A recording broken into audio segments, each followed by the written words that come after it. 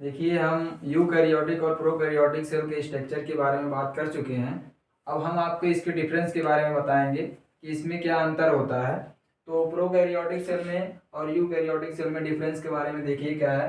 पहला देखिए, इसमें cytoplasm remains separate throughout the cell.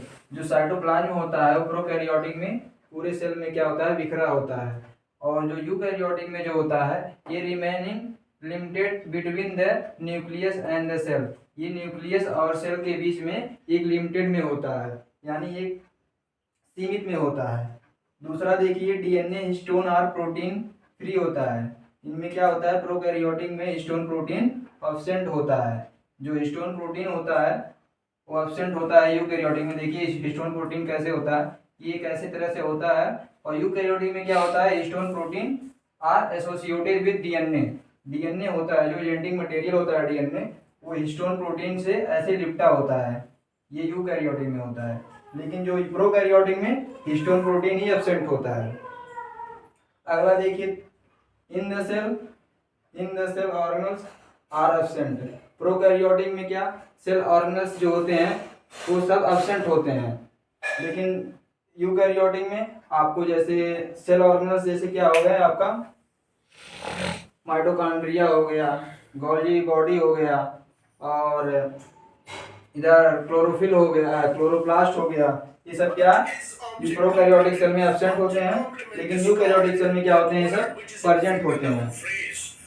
अगला देखिए आपका respiration present in biomass.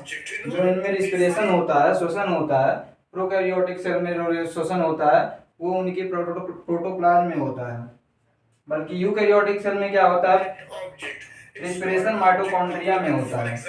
Eukaryotic cell में जो रिस्पिरेशन होता है वो कहाँ पे होता है, माइटोकॉन्ड्रिया में होता है। माइटोकॉन्ड्रिया हम आपका स्ट्रक्चर बताए थे ना, माइटोकॉन्ड्रिया इस तरह से दिखाई देता है।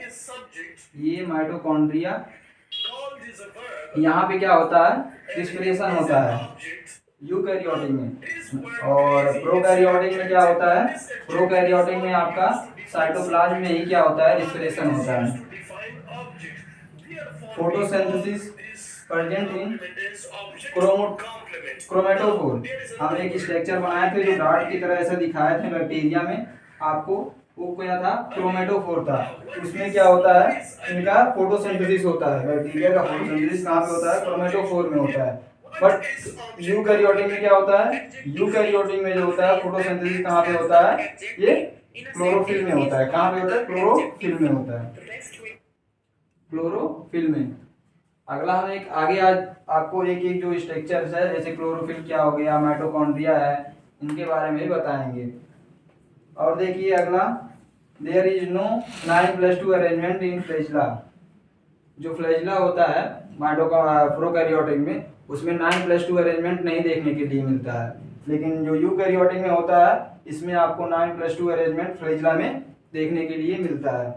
जो फ्लैजिला होता है आपको प्रोकैरियोटिक में, जैसे बैक्टीरिया का स्ट्रक्चर में हम आपको बताते हैं। अगर आप नहीं देखे हैं तो पहले उसको देख लीजिए, उसके बाद इसको देखिएगा तो आपको अच्छा समझ में आएगा।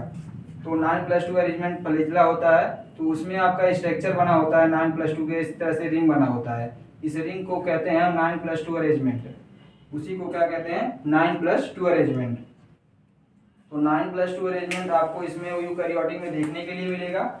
जो प्रोकैरियोटिक है उसमें आपको नहीं देखने को मिलेगा। और आगे देखिए आपका वैक्यूल्स इन एब्सेंट।